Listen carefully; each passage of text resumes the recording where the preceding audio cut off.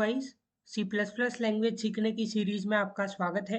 आज हम लोग अपना लेक्चर नंबर 13 देखने जा रहे हैं, जिसमें हम लोग कुछ इस प्रकार का ट्रायंगुलर नंबर पैटर्न प्रिंट कराने की कोशिश करेंगे। चूंकि ये ट्रायंगुलर है, बिल्कुल दिख रहा है, और नंबर पैटर्न है, तो मैंने इसको नाम दिया triangular number pattern. Just 30 lines of code आपको लिखना है। बहुत ही बेसिक, अपन इसको इंट्यूशन से लेके चलेंगे, बहुत ही बेसिक्स है। और मैं आपको रिकमेंड करूँगा, अगर आपने इसके पिछले लेक्चर्स नहीं देखे हैं तो आप ज़रूर उनको देखिएगा। आप अगर पूरी सीरीज़ को, पूरी प्लेलिस्ट को सही से फॉलो करते हैं तो आप खुद ब खुद इसका कोड लिख लेंगे। है ना, बहुत ही बेसिक है इसका कोड। और अपन ने इसके लिए अपना पिछला प्रोग्राम भी देखा था, लेक्चर नंबर 8 में था आई थिंक। तो कुछ इस प्रकार का अपना आउटपुट इसमें आया था। मैं लेटर सपोज इनपुट दिया 8, तो कुछ इस प्रकार का अपना था। अब अपने को स्टार प्रिंट ना करा के अपने को क्या कराना है, एक पर्टिकुलर नंबर प्रिंट कराना है। ठीक है, तो अपन इसका सबसे पहले लॉजिक डेवलप करेंगे एंड देन अपन इसका क्या डेवलप करेंगे, कोड। तो चलिए ठीक है, लॉजिक की तरफ चलते हैं। लॉजिक में सबसे पहले जब भी पैटर्न प्रोग्राम आए उसकी नंबरिंग कर दो। तो मैंने नंबरिंग कर दी 1 2 3 4 5 रोज में, और 1 से लेकर 9 कॉलम्स में। ठीक है, अब सोचो कि भाई यूजर इनपुट क्या देगा। यूजर इनपुट देगा नंबर ऑफ रोज, दे रखा है बिल्कुल, है ना। और आउटपुट अपने को क्या कराना है, वो नंबर ऑफ रोज से अपने को पैटर्न आउटपुट में कराना है। ठीक है, इनपुट देगा नंबर ऑफ रोज, उसको अपन एक वेरिएबल स्मॉल आर में स्टोर करा लेंगे, जो कि एक इंटीजर टाइप की वैल्यू होगी। बोलो होगी नहीं होगी? हाँ सर, बिल्कुल होगी। तो अपने पास नंबर ऑफ रोज तो आ गई है। अब अपन क्या करेंगे, अब अपन सोचेंगे कि भाई रोज की वैल्यू कहाँ से कहाँ तक लाई कर रही है और कॉलम्स की वैल्यू कहाँ से कहाँ तक लाई कर रही है। तो देखो, रोज की वैल्यू कहाँ से कहाँ तक लाई कर रही है, 1 से लेकर 5 तक। 5 का मतलब नंबर ऑफ रोज। इस पर्टिकुलर पैटर्न के केस में यूजर ने नंबर ऑफ रोज जो दी होगी वो 5 दी होगी। बोलो दी होगी नहीं दी? नहीं दी होगी? दी होगी सर, बिल्कुल। तो चलिए ठीक है, मतलब आई की वैल्यू 1 से तो शुरू होगी, greater than equal to 1, and I की वैल्यू कहाँ से कहाँ तक लाई करेगी, 1 से लेकर नंबर ऑफ रोज तक लाई करेगी। बोलो आया नहीं आया? आ गया सर। जे की वैल्यू की बात करूं मैं, तो ये 1 से लेकर शुरू होगी और कहाँ तक लाई करेगी, 9 तक। 5 के केस में 9 तक लाई कर रही है। अगर अपन इसकी जनरलाइज्ड वैल्यू निकाले तो ये है 10 - 1, मतलब 5 इंटू 2 - 1, मतलब 2r - 1। बोलो है कि नहीं है? हाँ सर, बिल्कुल है। आर की वैल्यू, जे की वैल्यू कहाँ से कहाँ तक लाई करेगी, जे की वैल्यू भी अपनी लाई करेगी 1 से लेकर 2r - 1 तक लाई करेगी। बोलो करेगी नहीं करेगी? करेगी सर। तो आई की जनरलाइज्ड वैल्यू निकाल ली, जे की जनरलाइज्ड वैल्यू निकाल ली। ठीक है, अब अपने को सोचना है कि कब कब अपने को जो है प्रिंट करना है नंबर्स को, है ना। कब कब प्रिंट करना है, तो अपन देखेंगे कि भाई रो में जब रो 1 है तो अपने को 1 से कहाँ पे प्रिंट करना है, 5 पे प्रिंट करना है। कहाँ तक प्रिंट करना है, 5 तक ही प्रिंट करना है ना। तो 5 5 लिख दिया लोअर और अपर में। जब रो की वैल्यू 2 हो गई, मतलब इस पर्टिकुलर की बात कर रहे हैं अपन ये, जब रो की वैल्यू 2 हो गई तो अपने को कब कब प्रिंट करना है, तब अपने को जो है जे इक्वल टू 4 पर, लोअर वैल्यू क्या है 4 पर और अपर वैल्यू क्या है 6 पर। तो 4 और 6 लिख दिया, मतलब 2 से 4 लाना है। और फिर सिमिलरली जब आई की वैल्यू 3 हो गई तो अपने को 3 से लेकर कहाँ तक प्रिंट करना है, 7 तक प्रिंट करना है। तो 3 से लेकर 7 तक प्रिंट करना है। आई की वैल्यू 4 हो गई तो अपने को 2 से लेकर 8 तक प्रिंट करना है, 2 से लेकर 8 तक प्रिंट करना है, लिख दिया। जब आई की वैल्यू 5 हो गई तो 1 से लेकर 9 तक प्रिंट करना है, वो लिख दिया। ठीक है, अब 1 के केस में 5 आना चाहिए, 2 के केस में 4 आना चाहिए, 3 के केस में 3 आना चाहिए, 4 के केस में 2 आना चाहिए। तो अगर अपन इसको जनरलाइज करना चाहें, अगर आप पिछले लेक्चर्स फॉलो कर रहे हैं तो अपन सीधा बता सकते हैं कि इसकी वैल्यू क्या आएगी, r - i+1, है ना। ये वाली वैल्यू क्या है, आई है। नंबर ऑफ रोज क्या है, 5 है। तो अगर अपन 3 के लिए बात करेंगे तो 5 - 3+1, 2+1 3 आ गया, बिल्कुल सही है। 4 के केस में बात कर लेंगे तो आर की value 5, 5 minus 4 plus 1, 5 minus 4 1, 1 plus 1 2, 2 चाहिए था, 2 आ गया बिल्कुल। तो अपन कह सकते हैं लोअर लिमिट तो ये हो गई general value R minus I plus one. Upper limit की जनरल वैल्यू 1 के केस में 5 आना चाहिए, 2 के केस में 6 आना चाहिए, 3 के केस में 7 आना चाहिए। तो इसकी जनरलाइज्ड वैल्यू है R plus I minus one. Let us suppose निकालते हैं आई इक्वल टू 4 के लिए, इसमें वैल्यूज पुट करेंगे तो 5 plus 4 minus one, 5 4 9, 9 minus one 8, 8 चाहिए था, 8 आ गया। अगर अपन आर आई इक्वल टू 5 के लिए प्रिंट करना चाहें, इसकी वैल्यू निकालना चाहें, तो ये हो जाएगी 5 plus 5 minus one, 10 minus one 9 चाहिए थी, 9 आ रही है बिल्कुल इससे। ठीक है, तो अपने को पता क्या लगा कि भाई जब भी अपनी जे की वैल्यू इन दोनों पर्टिकुलर वैल्यूज के बीच में है ना, जे की value greater than equal to तो है R minus I plus one से, और लेस देन इक्वल टू है R plus I minus one के, तो अपने को प्रिंट करना है। ये तो अपने को पता लग गया,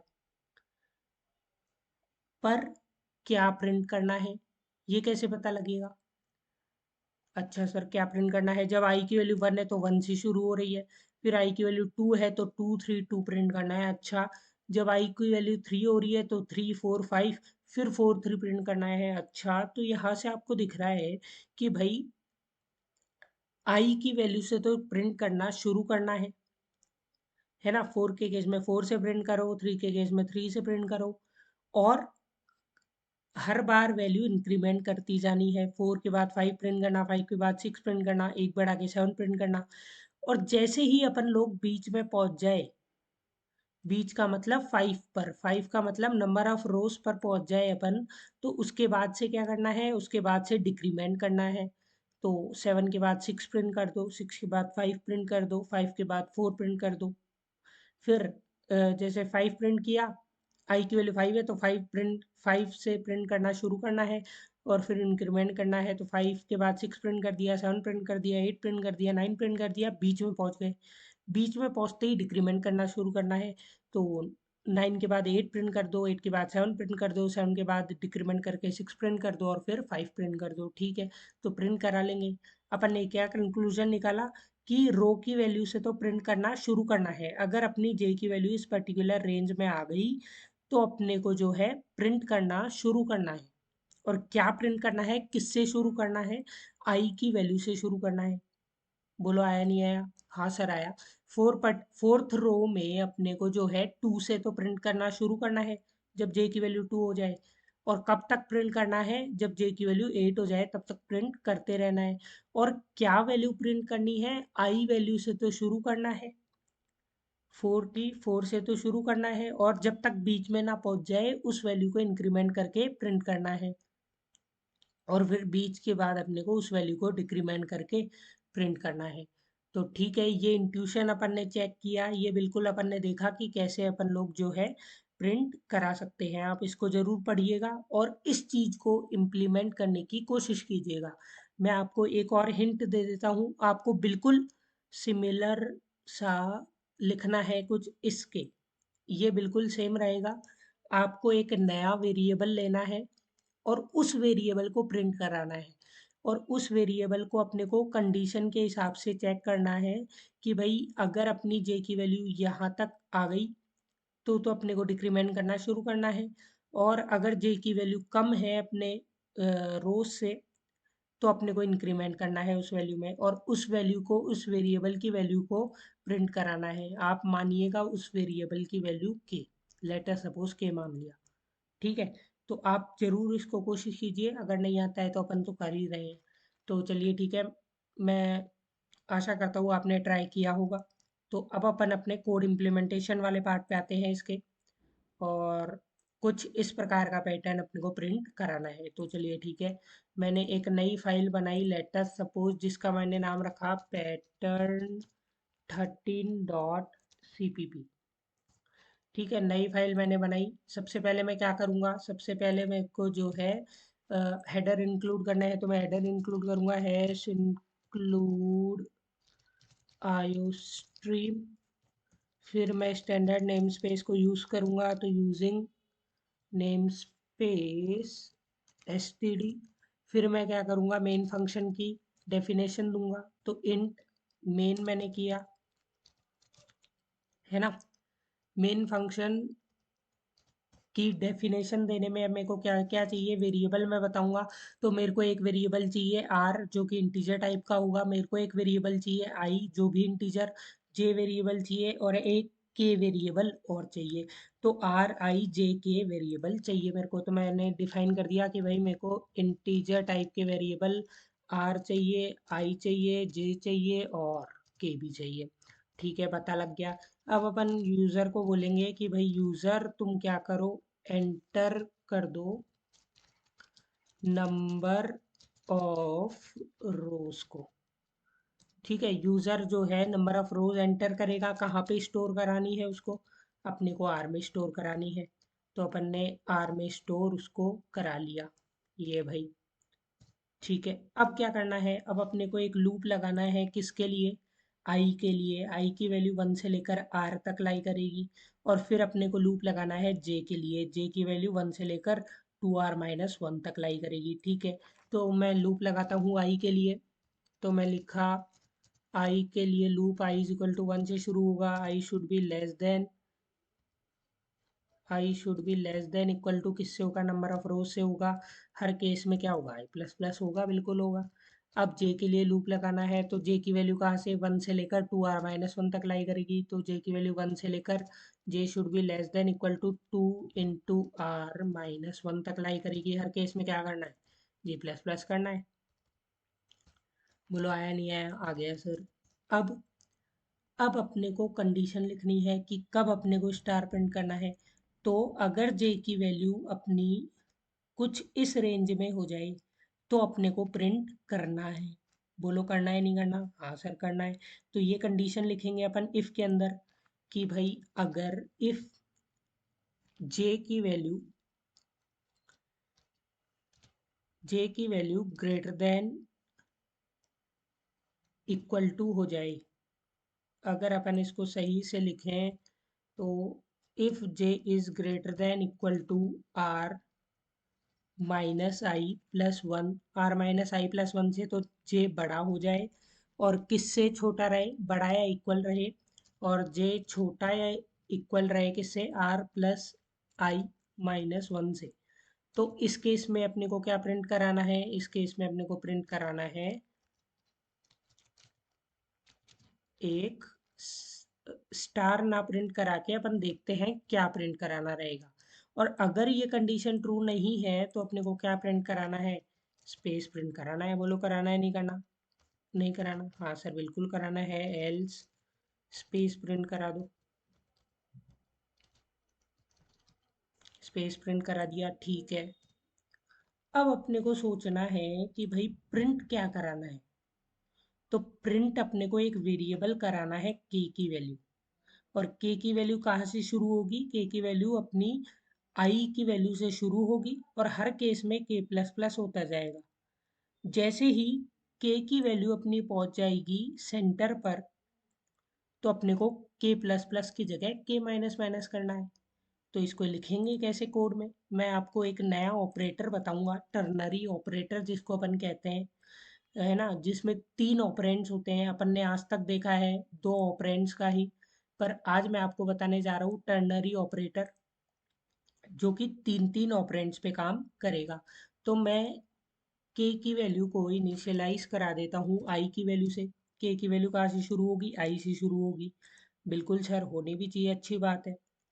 ठीक है, अब अपन क्या करेंगे, अब अपने को जो है सी आउट क्या कराना है, के की वैल्यू आउटपुट करानी है, तो ये भी कर लिया।